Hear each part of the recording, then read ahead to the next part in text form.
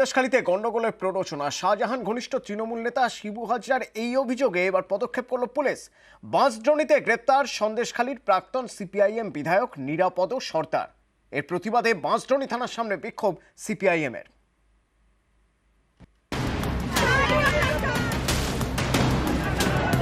বুধবার থেকে সরগরম সন্দেশখালী। শনিবার শেখ শাহজাহান ঘনিষ্ঠ উত্তম সর্দারকে গ্রেফতার করে পুলিশ, কিন্তু শিবপ্রসাদ হাজরা এখনো বেপাত্তা। এই শিবপ্রসাদের অভিযোগের ভিত্তিতেই রবিবার গ্রেফতার সন্দেশখালীর প্রাক্তন সিপিআইএম বিধায়ক নিরাপদ সর্দার।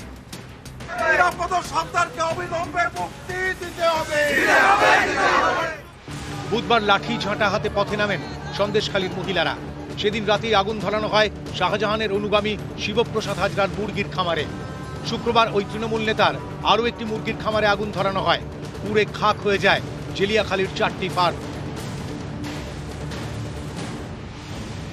জেলা পরিষদের তৃণমূল সদস্য শিবপ্রসাদ হাজরা শুক্রবার তাঁর জেলিয়াখালীর বাড়িতেও আগুন ধরিয়ে দেওয়া হয়। এই শিবপ্রসাদের অভিযোগের ভিত্তিতে রবিবার প্রথমে আটক করা হয় সন্দেশখালীর প্রাক্তন সিপিআইএম বিধায়ক নিরাপদ সর্দারকে। তারপর গ্রেফতার। বাঁশড্রোনি থেকে তাকে গ্রেফতার করে পুলিশ।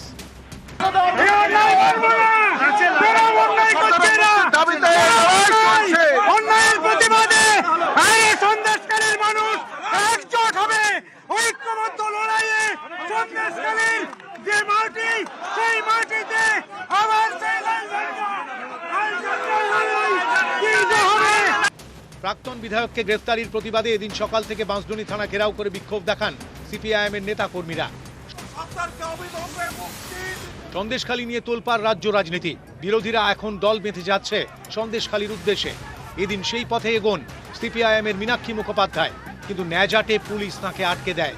144 ধারা জারি রয়েছে, এই কারণ দেখিয়ে সন্দেশখালী যেতে বাধা দেয়। এরপরেই শুরু হয়ে যায় বচসা। রবিবার সিপিআইএম নেতা গ্রেফতার। এর আগে শনিবার গ্রেফতার করা হয় বিজেপির প্রাক্তন জেলা সভাপতি বিকাশ সিংকে।